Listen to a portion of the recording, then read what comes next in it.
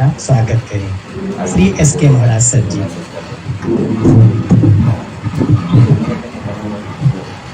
सुप्रभात बच्चे।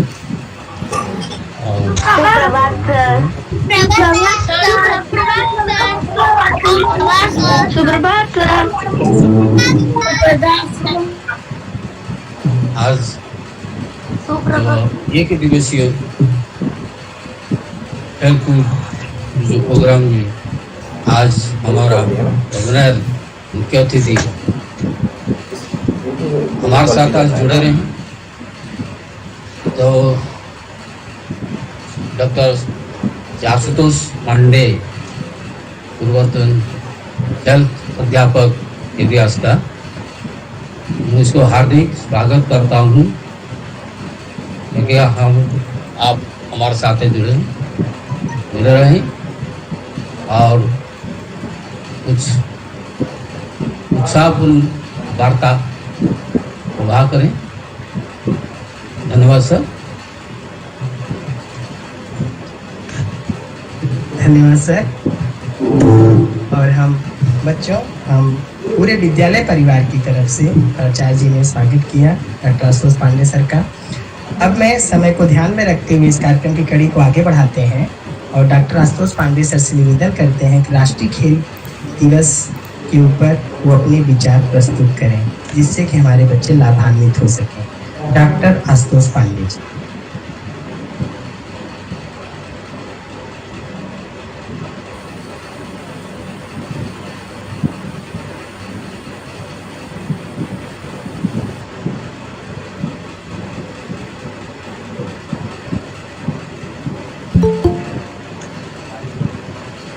Pandey sir.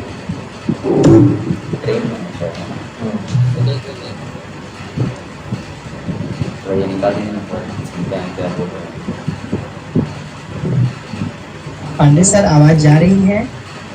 Pandey sir.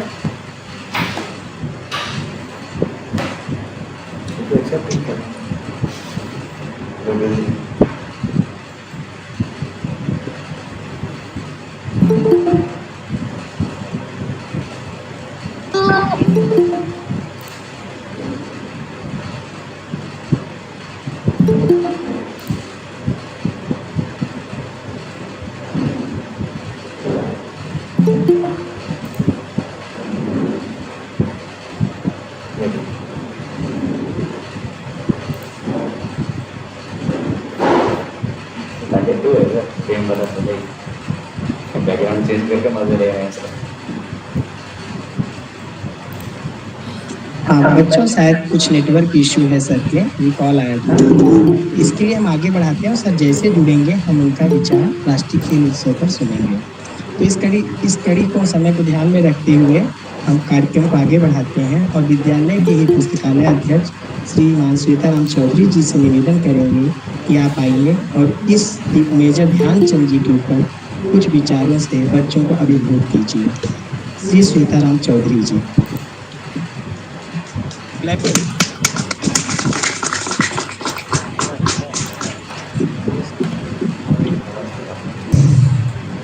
धन्यवाद पवन सर, मुझे इस पावन पर्व पर आमंत्रित करने के लिए और मौका देने के लिए।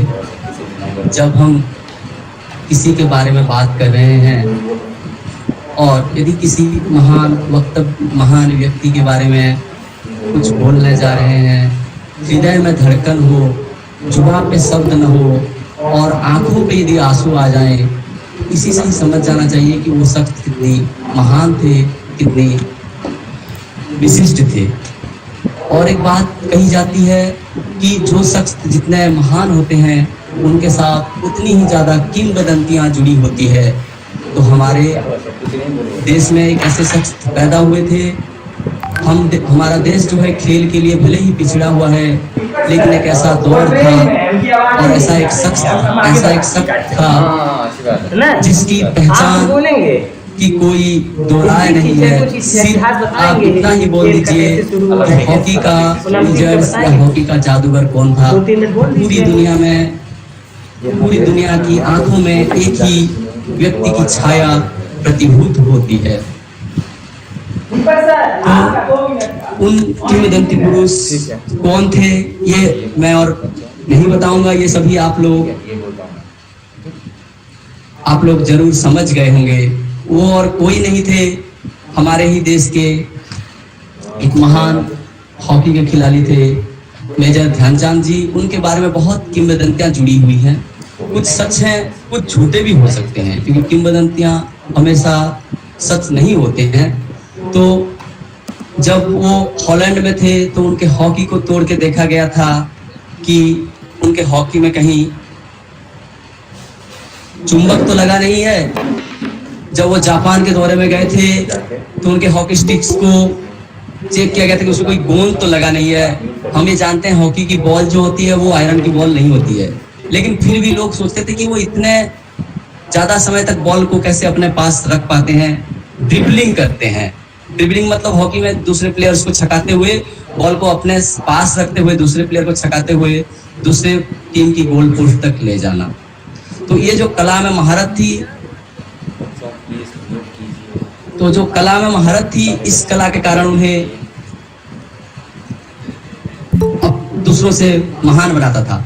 तो इनका एक वियना में स्पोर्ट्स म्यूजियम में एक जब मूर्ति स्थापित किया गया तो सोचा गया कि ध्यानचंद जी की महानता को हम कैसे प्रदर्शित करें। तो उन्होंने उनका 4 हाथ दिखाए थे और उन सारे हाथों में स्टिक्स लिए हुए, मतलब वो एक ऐसे थे जो 4 या 5 खिलाड़ी के बराबर थे। तो ये थी कुछ किंवदंतियां जो ध्यानचंद जी से जुड़े हुए हैं। उनका जन्म सन 1905 29 अगस्त के दिन हुआ था, जिस दिन पूरी भारतवर्ष में नेशनल स्पोर्ट्स डे राष्ट्रीय खेल दिवस मनाया जाता है। उनका जन्म इलाहाबाद में हुआ था। उनके पापा थे समेश्वर और माताजी का नाम था शारदा सिंह। वो एक राजपूत परिवार में जन्म हुए थे और उनके पापा एक सेना के अधिकारी थे, सेना में काम करते थे, तो उनकी तबादला होता रहता था। तो उन्होंने 6 साल की उम्र में पहली बार फाइनली 6 साल के बाद उन्होंने सेटल हुए थे रांची में, और वो अपनी ताउम्र गलती हो जाए झांसी में, रांची नहीं झांसी में, वो ताउम्र वो झांसी से ही रहते थे। और उन्होंने अपनी पढ़ाई की थी अलीगढ़ मुस्लिम यूनिवर्सिटी से और डिग्री ली थी विक्टोरिया कॉलेज ग्वालियर से। उनकी पहली तैनाती एक सैनिक के रूप में हुआ था और वो सैनिक के रूप में फर्स्ट ब्राह्मण रेजिमेंट, जो कि बाद में फर्स्ट पंजाब रेजिमेंट में हुआ था। तो उनको पहली वेतन जो सिर्फ 5 रुपए मिलता था, उससे भी वो बहुत खुश थे। और तब तक उनकी हॉकी से कोई नाता नहीं था, या फिर वो बचपन से हॉकी खेलते नहीं थे। 20 साल की उम्र में जब वो आर्मी में पहुंचे, सेना में पहुंचे, तो उन्होंने हॉकी खेलना शुरू किया पंजाब इन्फेंट्री। सबसे बड़ी बात कि हम हॉकी के जादूगर के नाम से उनको कब से जाने गए। ये मैच था पंजाब इन्फेंट्री का झेलम में। झेलम जो आज का है पाकिस्तान में पंजाब इन्फेंट्री का मैच था, और उस मैच में ध्यानचंद जी की टीम 2-0 गोल से पिछड़ रहे थे। तो उनके जो अधिकारी थे उन्होंने बोला, ध्यानचंद कुछ करो तुम। तो उन्होंने सिर्फ बचे हुए 5 मिनटों में ही दनादन 3 गोल दिए और अपने टीम को विजयी बना दिए। तो इन्हीं से ही, उसके बाद से ही सब लोग उनको मेजर ध्यानचंद, मेजर तब नहीं थे, ध्यानचंद जी को मैजिशियन ऑफ हॉकी कहा गया। तो ये तो थी उनकी कुछ बातें। अब हम हमारी उस खेल की दौर की, जब लगभग 32 सालों तक हम अपराजय थे। हॉकी की दुनिया में 32 सालों में कोई भी नेशनल मैच नहीं हारे थे, इंटरनेशनल मैच नहीं हारे थे, प्रैक्टिस में जरूर हारे थे, लेकिन तो उस दौर की बात है जब भारत गुलाम था और गुलाम देश था। और हम लोग अपनी ही फ्लैग से नहीं खेलते थे, हम खेलते थे ब्रिटिश इंडिया की फ्लैग से। तो 1928 में भारतीय टीम पहली बार ओलंपिक खेलने गई थी। और सोचिए, एक ऐसा टीम जो अपनी पहली बार ओलंपिक खेलने जा रहे हो, उस टीम को देखकर जो उससे पूर्व ओलंपिक चैंपियन हो, 1924 में हॉकी नहीं हुआ था, 1920 ओलंपिक और 1908 ओलंपिक, दोनों ओलंपिक में गोल्ड मेडल लाने वाले ग्रेट ब्रिटेन की टीम ने अपना नामांकन ही वापस ले लिया, क्योंकि उनको डर था कि हम जिसके ऊपर शासन कर रहे हैं भारत के ऊपर, वो यदि विजय हो जाएंगे, वो यदि जीत जाएंगे तो हमारा नाक क्या बचेगा। तो मतलब क्या दौर था वो, जब हमारे नाम से ही दूसरे टीम कांपने लगते थे। दूसरे कोई ऐरे गहरे टीम नहीं, जो चैंपियन थी, पूर्व चैंपियन थी, वो खुद ही अपना नाम वापस ले लिया था, सिर्फ इस वजह से कि भारत टीम खेलने गई थी। तो 1928 की ओलंपिक में पहली बार भारत ने स्वर्ण पदक जीता था, और पूरे ओलंपिक में सबसे ज्यादा गोल भारतीय टीम ने ही किए थे। और इसमें ध्यानचंद जी का भी महत्वपूर्ण योगदान था। ध्यानचंद जी को कहा जाता था जो स्थान क्रिकेट में सर डैन ब्रैडमैन का है, जो स्थान फुटबॉल में पेले का है, वही स्थान हॉकी में ध्यानचंद जी का भी है, क्योंकि ये सब अपने अपने खेलों के लीजेंड थे। तो और एक बात ध्यानचंद जी के बारे में कहा जाता है, कल ही मैंने बीबीसी पे एक ऑडियो क्लिप सुन रहा था। 1986 की वर्ल्ड कप, फुटबॉल दुनिया के सबसे महान खेलों में है। तब मैराडोना ने 30 मीटर दूर से एक पास दिया था गुरुगुची को, जिसको उन्होंने गोल में तब्दील किया। और वो पास दिए थे बिना देखे, बिना आई कांटेक्ट के, ब्लाइंड एंगल से। तो ये जो खासियत पेले में थी, इससे भी ज्यादा खासियत हॉकी में ध्यानचंद जी के पास था। वो उनके माइंड एक तरह से कंप्यूटर फीडर था कि जैसे कौन से प्लेयर कौन से कोने में है, वो बिना देखे ही अपने टीम के प्लेयर्स के पोजीशन बता सकते थे और उसी एंगल से करेक्ट पास देते थे। 1 सेंटीमीटर भी पास का इधर उधर नहीं था, जिस वजह से कि भारतीय खिलाड़ी को बहुत आसानी होती थी गोल देने में। तो उनकी पास, और वो बोला जाता है भले ही उनको वो ड्रिगलिंग करते थे, लेकिन वो पास तुरंत ही दूसरे खिलाड़ी को पास दे देते थे और गोल करने का भी मौका देते थे। तो एक बात है जो कि भारतीय टीम ईस्ट अफ्रीका खेलने गई थी, और वो मैच ईस्ट अफ्रीका में था। तब केडी सिंह बाबू राइट विंग से खेल रहे थे, और डी में लेके, हॉकी का डी रहता है जहां से लेके आपको गोल स्कोर करना होता है। हॉकी में डी में जाने के बाद वो खुद गोल कर सकते थे, लेकिन केडी सिंह बाबू को पास दिए और खुद वहां से मुड़ के भी चले आए, देखे भी नहीं कि क्या हुआ। बाद में जब उनसे पूछा गया कि सर आप तो बहुत अच्छे से लेके जा रहे थे, और जब केडी सिंह बाबू को पास दिए तो आपको ये देखना चाहिए कि शायद वो गोल कर पाए या नहीं, या फिर वो आपको कहीं उनको यदि प्लेयर्स आ जाएं तो आपको वापस पास दे। लेकिन उन्होंने बोला मेरे टीम में ऐसे खिलाड़ी की जगह ही नहीं जिसको मैं यदि डी में पास दूं और वो गोल स्कोर कर ना पाए। मतलब इनसे दर्शाता है कि वो कितना आत्मविश्वास के धनी थे और उनका कितना भरोसा था अपने टीम के ऊपर, कि टीम के हर एक खिलाड़ी के ऊपर उन्होंने बहुत ही भरोसा करते थे, जिस वजह से वो जिसको भी पास दिए और दोबारा मुड़ के नहीं देखते थे, कि बोलते थे हमारे टीम में जितने भी खिलाड़ी हैं सब एक से बड़े एक हैं। तो 1928 ओलंपिक के बाद 1932 ओलंपिक में जब अमेरिका में हो रहा था, तो भारतीय टीम का मैच अमेरिका से था, और उस मैच में भारतीय टीम ने 24-1 गोल से जीता है। और ये आज तक का वर्ल्ड रिकॉर्ड है कि इतना गोल एक मैच में, इंटरनेशनल मैच में, ओलंपिक में कभी एक टीम ने दूसरे टीम को नहीं दिया है। और एक बहुत ही मजेदार बात है, जो एक गोल इंडिया को दिए थे अमेरिका ने, उस टाइम पे बहुत सारे गोलों से आगे चलने के कारण जो इंडिया के गोलकीपर है और जो डिफेंडर है वो ऑटोग्राफ देने चले गए थे। मतलब कितना कॉन्फिडेंट था उनमें कि हमारे पास गोल ही नहीं आएगा, इसीलिए हमारे जो गोलकीपर थे और डिफेंडर थे वो दोनों ऑटोग्राफ देने स्टेडियम में चले गए थे, और उसी में एक गोल उस मैच में हो गया था। तो कितनी अद्भुत थी, उस कहानियां सुनते हैं।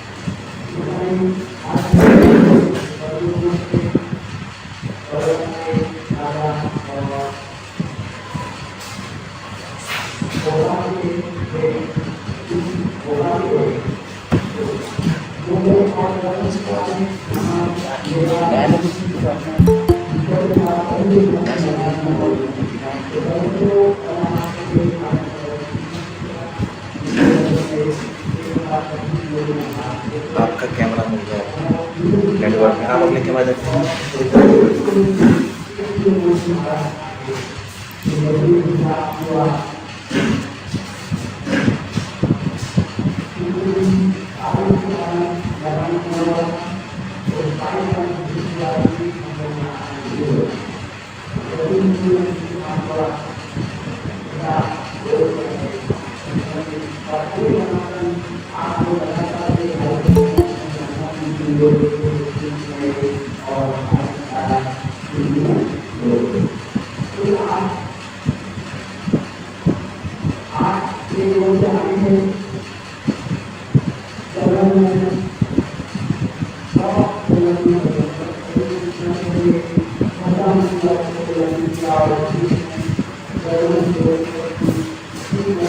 कैमरा ऑफ है आपका? ऑफ है नहीं सर, वहाँ तो ऑन चल रहा है।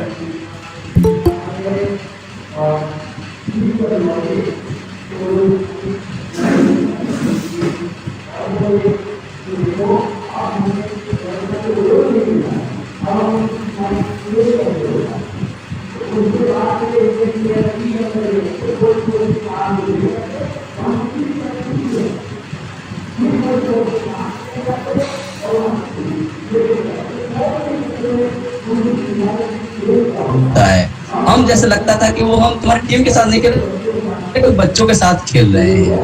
तो ये दौर था वो सुहाने और सुनहरे। तो इससे पहले की एक खास बात है जो खुद उनके बेटे ने बताते हैं, इतने बच्चों ने स्पैम मारा है ना, जो इतना स्पैम किया है। 1936 की फाइनल था वो अगस्त इसकी वजह 14 से को था, हानि होगी। लेकिन बारिश की वजह से अगस्त 15 को हो गया था। तो उससे पहले इंडियन मैनेजर पंकज गुप्ता ने सभी प्लेयरों को जो उस टाइम की नेशनल कांग्रेस का जो फ्लैग था उसको दिखाया कि आपको ब्रिटिश के लिए नहीं खेलना है, आपको अपनी देश के फ्लैग, ये फ्लैग के लिए खेलना है और ये फ्लैग का हमें मान रखना है। तो सिर्फ वो खेल में ही नहीं, हमारी देश की स्वतंत्रता में भी, हमारी देश के नाम लेने में भी वो आगे रहते थे। तो एक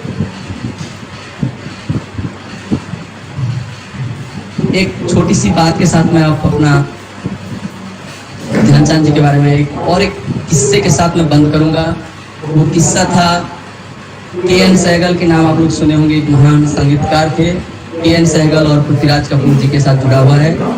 तो के.एन. सहगल और पृथ्वीराज कपूर जी ने ध्यानचंद और रूप सिंह के बारे में बहुत नाम सुने थे। तो उन्होंने एक दिन मैदान में पहुंच गए, खेल चल रहा था, देखे हाफ टाइम हो चुका है, कोई गोल नहीं हुआ। तो पृथ्वीराज कपूर जी ने उनको चैलेंज किया, आप लोगों को तो हम लोग बड़े नाम सुने थे, एक भी गोल नहीं किया हो अभी तक। तो रूप सिंह जी ने बोला अच्छा ठीक है, हम अभी गोल करेंगे, हम जितना गोल करेंगे क्या आप उतना संगीत हमें गीत सुनाएंगे? तो के.एन. सहगल जी ने बोला जरूर।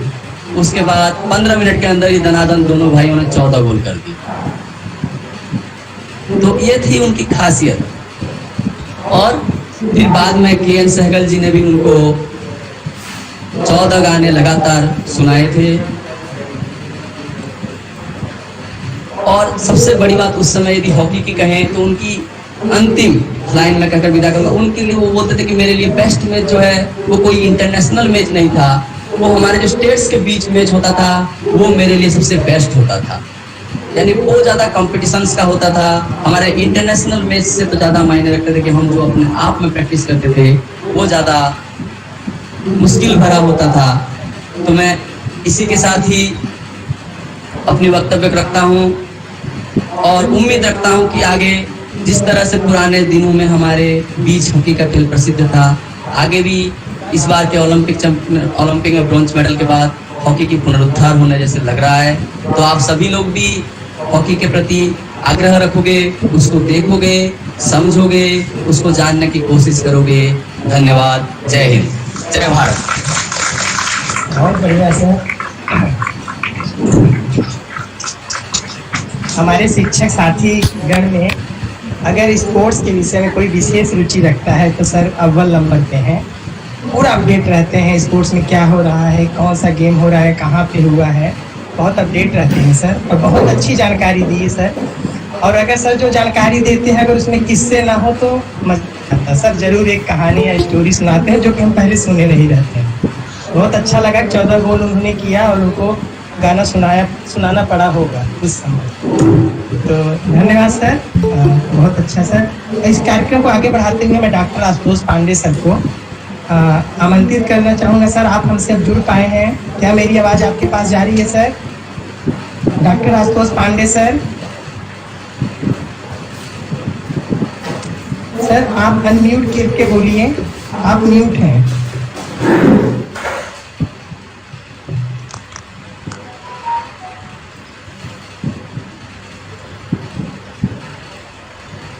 सर आप बोल तो रहे हैं लेकिन आवाज नहीं आ रही है।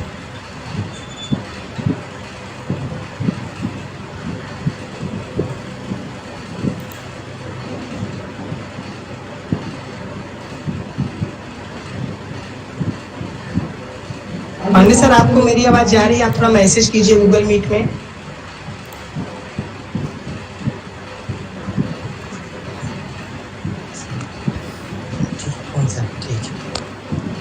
ठीक है, मैं सर मैं आपको कॉल करता हूँ, कॉल के माध्यम से मैसेज बच्चों को पहुँचा दीजिए।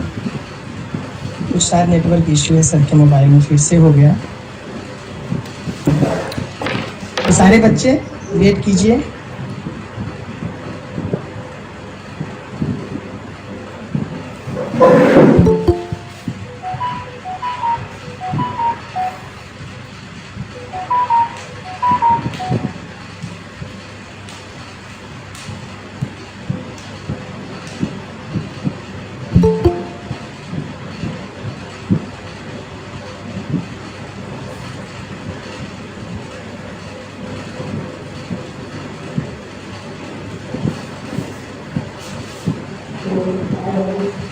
तो प्रिय विद्यार्थियों, शायद अभी फिर से नेटवर्क कुछ इशू हो रहा है सर। जहाँ पे हैं वहाँ से हमारा नेटवर्क नहीं मिल पा रहा है।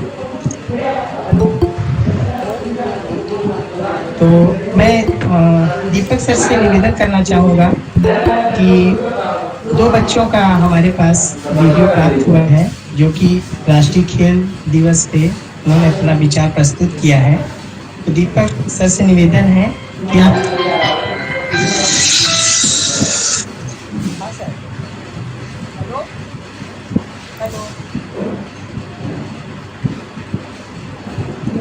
सर आप जो है बच्चों का वीडियो जो है वो प्ले कर दीजिए जिससे कि हमारे सभी बच्चे सुन सकें।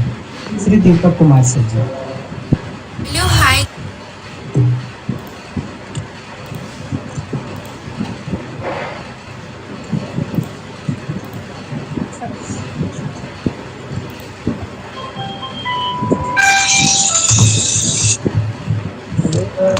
Hello, hi, good evening.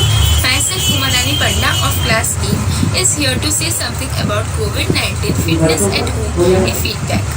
COVID-19, which is also called the coronavirus, is came from the country China in the year of 2019. According to scientists, it is a communicable disease and can easily be transmitted through physical contact. In this pandemic situation, the government has announced lockdown in our country. However, the impact of this pandemic and its consequences has differentiate impact on our status as individuals as well as the members of society.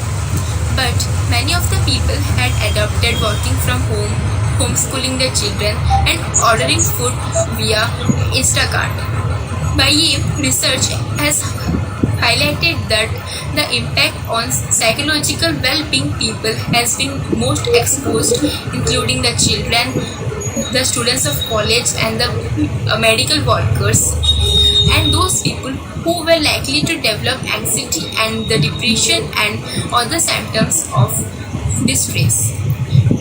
In this type of time, it is very important to be active and to be fit. For this, the regular activity of physical is very essential, including the yoga. Hello, हाँ sir, अभी आ रही है आपका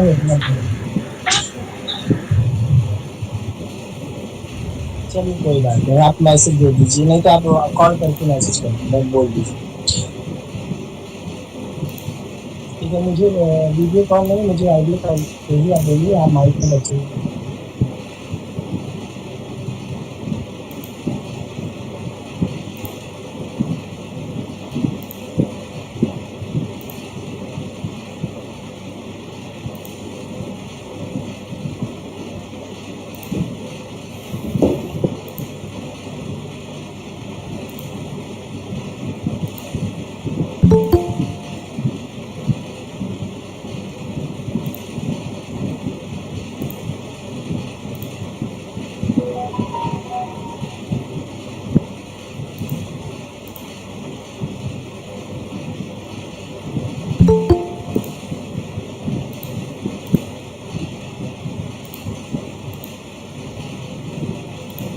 Hello, hi, good evening. Myself Umarani Panda. Overall, well-feeling. In this pandemic situation, we can't go to gym and for workout in group, but we can and we will do individually at home. At last, I conclude my speech by saying that stay alert, control the virus, save lives. Thank you.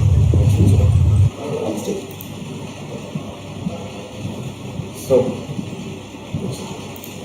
that was from the Umarani Panda of class 8. That was from Umarani Panda of class 8. Now it's time for Simran Rani for the video for the speech on COVID-19 and its impact on fitness.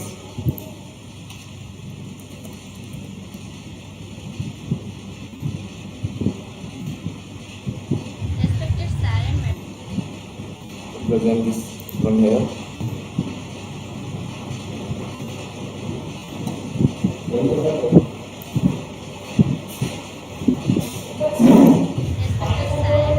Myself Sridhar Sani Nayak of class 7. I want to tell about COVID-19 fitness at home. COVID-19 or coronavirus is a viral transmitted disease that is important to avoid this disease.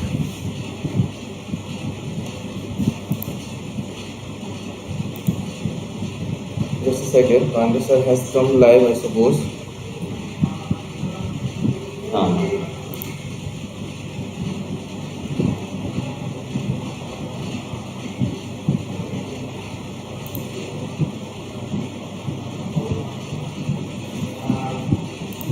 पहली बात कि आप सभी को जो है राष्ट्रीय खेल दिवस की शुभकामनाएं सभी प्यारे बच्चों, सभी सम्मानित शिक्षकों, अध्यापकों और हमारे जितने भी श्रोतागण इस मीट से जुड़े हुए हैं, आप सभी को राष्ट्रीय खेल दिवस की हार्दिक शुभकामनाएं। यदि कोई दिक्कत होगा आवाज आने में तो आप लोग मुझे बता दीजिएगा, जैसे कि बिल्कुल सर, बिल्कुल बता दिया जाएगा। आप बोलिए सर, आवाज आ रही है। हाँ, मैं आप सभी से फिर से एक बार क्षमा मांगता हूँ भाई कि क्योंकि मैं ट्रैवल कर रहा हूँ तो नेटवर्क की थोड़ा सा इश्यू हो जा रहा है। बट पहली बात तो आप सभी को धन्यवाद कि आप सभी ने मुझे ये अवसर दिया कि मैं आप लोगों के सामने कुछ बोल सकूं। तो श्वेतराम चौधरी का मैं भाषण स्पीच सुन रहा था, उन्होंने बहुत सारी अच्छी टेक्निकल और लॉजिकल और साथ हिस्टोरिकल बातें की हैं। एक तथ्य परक फैक्चुअल बातें की है, और जो भी हिस्ट्री होता है मेजर ध्यानचंद जी को लेकर और जो भी उनके उपलब्धि को लेकर होता है वो सर ने बड़ी अच्छी तरीके से बताया है। अब इसमें कुछ जोड़ना जो है पर्याप्त नहीं होगा क्योंकि ये अपने में सब कुछ बोल चुके, लेकिन तब भी मैं कुछ बातें हैं जो करना चाहूंगा। अभी आवाज में कोई दिक्कत तो नहीं है पांडे जी? नहीं सर, बिल्कुल आवाज आ रही है आपकी। चलिए, बहुत बढ़िया। बच्चों को देखकर, बच्चों को सुनकर बहुत अच्छा लग रहा था। पहली बात की जब भी कोई सर बोलते थे कि गुड मॉर्निंग बच्चों, तो सभी बच्चे अपना माइक अनम्यूट करके सब लोग एक के बाद एक good morning sir, good morning ma'am कर रहे थे। तो ऐसा लग रहा था कि हम स्कूल में बैठे हुए हैं।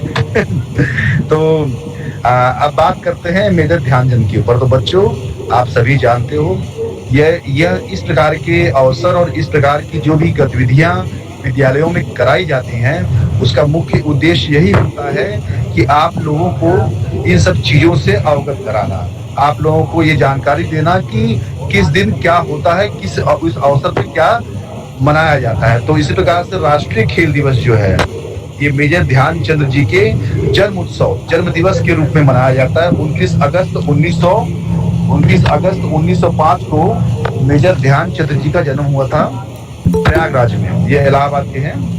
और इनके उपलब्धियां तो आप लोगों ने सुनी चुका है कि 1932-28 Amsterdam Olympic, 1932 United state of America Los Angeles में जो ओलंपिक्स हुआ था, और 1936 बर्लिन ओलंपिक जर्मनी में। इन तीनों ओलंपिक में ये गोल्ड मेडल टीम के हिस्से, मतलब कि ये गोल्ड मेडल टीम के प्रतिभागी थे। इन्होंने इनके ही मार्गदर्शन में भारत ने जो है गोल्ड मेडल प्राप्त किया है।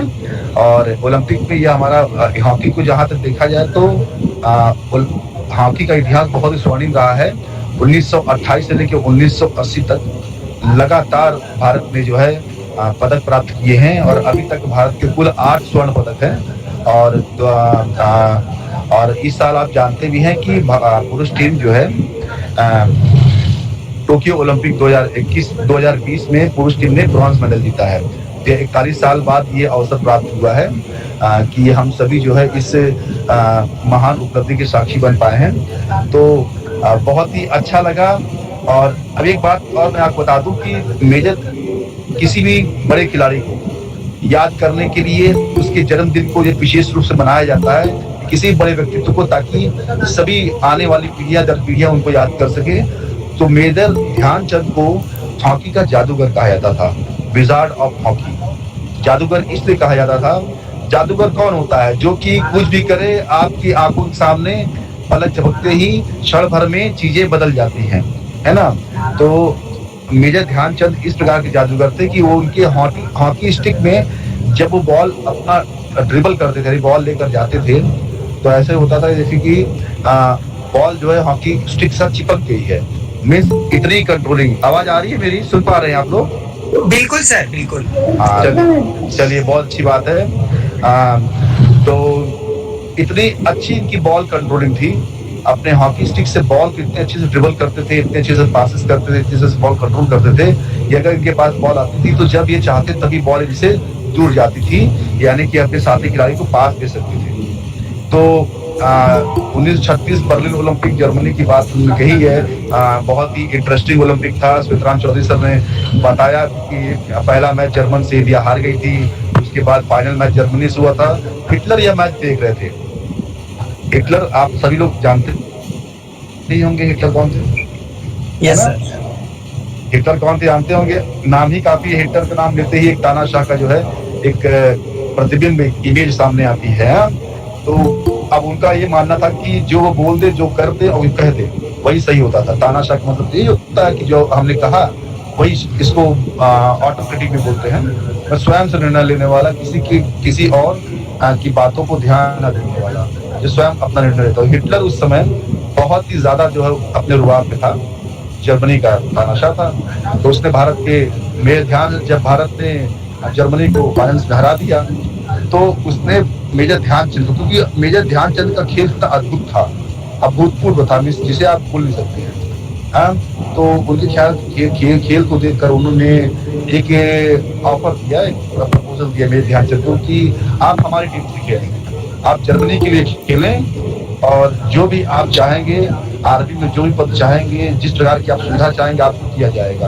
बींस हिटलर ध्यानचंद जी को खरीद, मतलब एक प्रकार से बोले तो प्रलोभन दे रहे थे कि वो उनकी टीम में आ जाए, जर्मनी की तरफ से खेले। क्यों? क्योंकि मेजर ध्यानचंद की ये काबिलियत थी, ये योग्यता थी कि जो उनको जो है पूरे विश्व विख्यात किया। हिटलर जैसा तानाशाह उनको अपने पास लेने के लिए उतावला था, है ना। तो लेकिन मेजर ध्यानचंद देशभक्त थे, सच्चे देशभक्त थे। उन्होंने मना कर दिया। उन्होंने कहा कि मेरे लिए मेरा राष्ट्र, मेरा देश भारतवर्ष सबसे उत्तम है, सबसे सर्वोच्च है। उसके सिवा में किसी भी और देश के साथ कहीं और जा सकता, चाहे मुझे मैं किसी प्रकार से भी रहूं, लेकिन मेरे लिए भारत सर्वोच्च है, भारत छोड़ के कहीं नहीं जा सकता। तो ये छोटी सी बात थी, एक मोटिवेशनल स्टोरी की कितने बड़े देशभक्त थे मेजर ध्यानचंद। अच्छा, एक और बात है जो मैं आप लोग को बताना चाहता हूँ। अभी सभी लोग, आप लोगों ने देखा भी होगा मीडिया में, सोशल मीडिया पर और टेलीविजन पे, न्यूज के माध्यम से कि इसी वर्ष आवाज आ रही है, क्लियर है आवाज? बिल्कुल सर। चलिए, हाँ बच्चों, देखिए बहुत बढ़िया, थैंक यू आप लोग बता दिए मुझे। अच्छा, ओके, अच्छा देखिए, मैं बोलता हूँ, अपना माइक म्यूट कर लीजिए। हाँ, तो एक बहुत अच्छी बात है, अभी ये जो कभी नहीं हुआ वो आज हुआ, अभी कुछ समय पहले हुआ। ये बहुत ही बड़ा, मतलब कि एक हर्ष का विषय था कि किसी खेल के बड़े जो पदक, बड़ा जो पुरस्कार होता है, जिसे खेल रत्न पुरस्कार कहा जाता था, अभी भी कहा जाता है। इसकी शुरुआत जो है 1991-92 में हुई थी।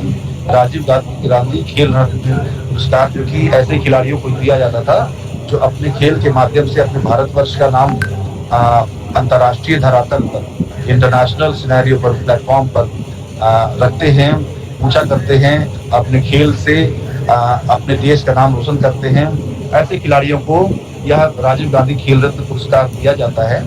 तो अभी वर्तमान की सरकार द्वारा राजीव गांधी खेल रत्न पुरस्कार का नाम बदलकर मेजर ध्यानचंद खेल रत्न पुरस्कार रखा गया है। यह बहुत ही शुभ और बहुत ही अच्छा निर्णय रहा है कि एक जो है देश की, जिस व्यक्ति, बेटा अपना माइक बंद कर लें, सुष्मिता कुमारी।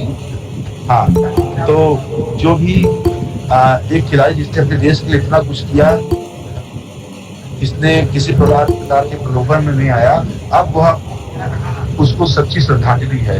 हॉकी को सच्ची श्रद्धांजलि है, हॉकी को सच्चा प्यार है, प्रेम है, जो कि हमारे सरकार द्वारा दिया गया है। तो अब से राजीव गांधी खेल रत्न पुरस्कार की जगह पर मेजर ध्यानचंद खेल रत्न पुरस्कार कहा जाएगा।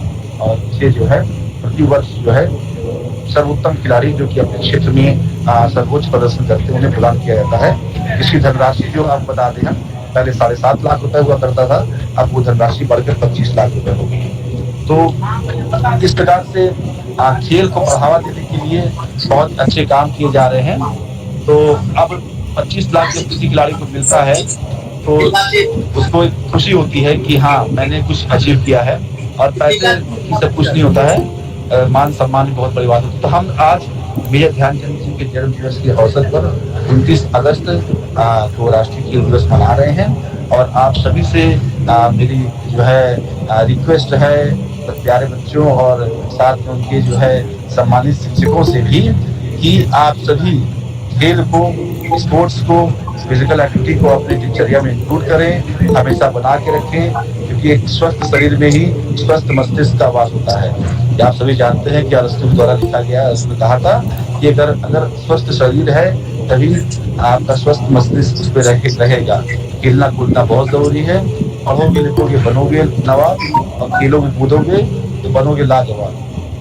तो अपने आप को लाजवाब बनाइए और सभी जो है अपने विद्यालय का नाम रोशन करिए, अपने शिक्षकों को सम्मान दीजिए। तो इन्हीं बातों के साथ फिर से मैं केंद्रीय विद्यालय आष्टा परिवार को बहुत बहुत धन्यवाद ज्ञापित करूंगा कि ये अवसर दिया, और सबसे आपसे फिर से क्षमा मांगूंगा कि थोड़ा सा नेटवर्क इशू होने के कारण से मैं आप लोगों से जुड़ तो रहा था, लेकिन संवाद आप लोगों से स्थापित नहीं हो पा रहा था।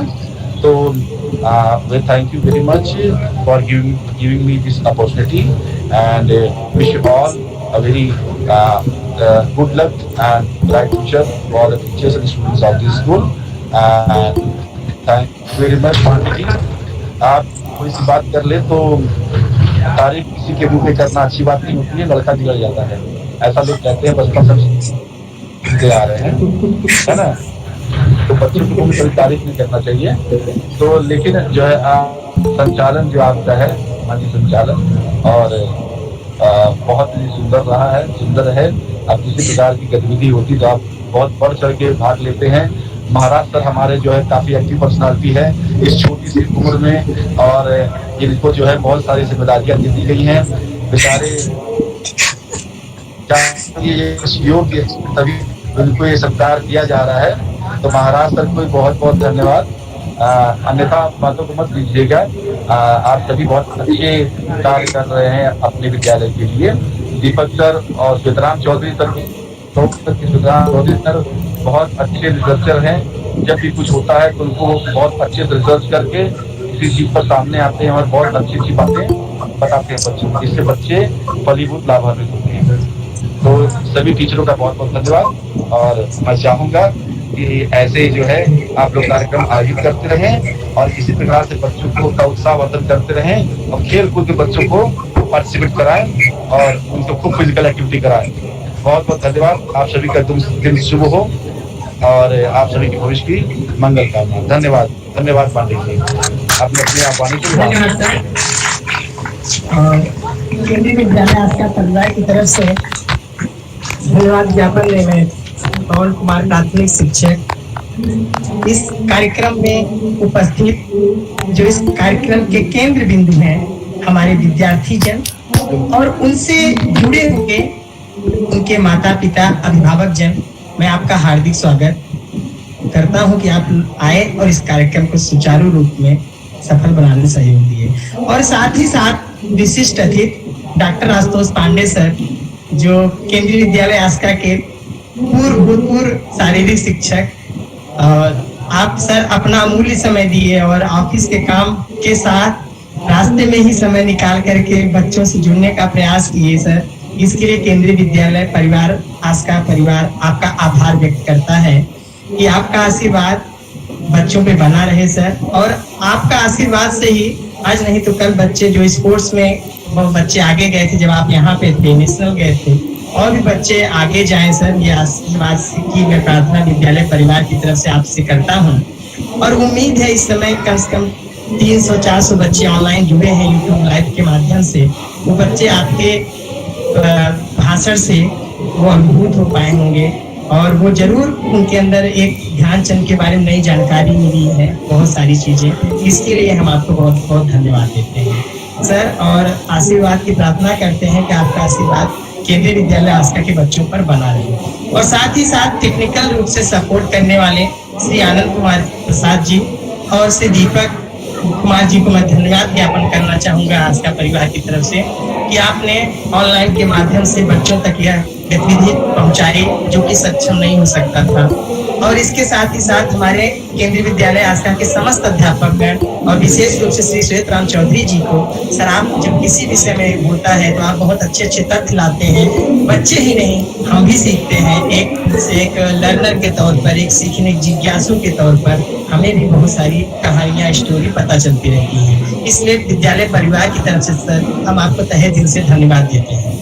और केंद्रीय विद्यालय आस्का का ये पूरा कार्यक्रम सुचारू करने के लिए जिनकी अनुमति हमें प्रदान की गई, प्राचार्य महोदय, मैं उनको भी धन्यवाद देना चाहूँगा। सर आपके द्वारा दिशा निर्देशन में ये सफल कार्यक्रम हो सका है। और इसके साथ साथ मैं केंद्रीय विद्यालय संगठन को धन्यवाद देना चाहूँगा जो यह कार्यक्रम करवाता है। हम शिक्षकों को जो है एकत्रित करता है, नए नए कार्यक्रम की रूपरेखा तैयार करता है और इसको कार्यान्वित करने में वह हमें हमेशा सहयोग प्रदान करता रहता है। इन्हीं वाणियों के साथ में जिन्हीं चंद शब्दों के साथ में अपनी वाणियों को विराम देता हूँ। बच्चों, जय हिंद, जय भारत। खेलते रहो और हंसते खिलखिलाते भी रहो। धन्यवाद।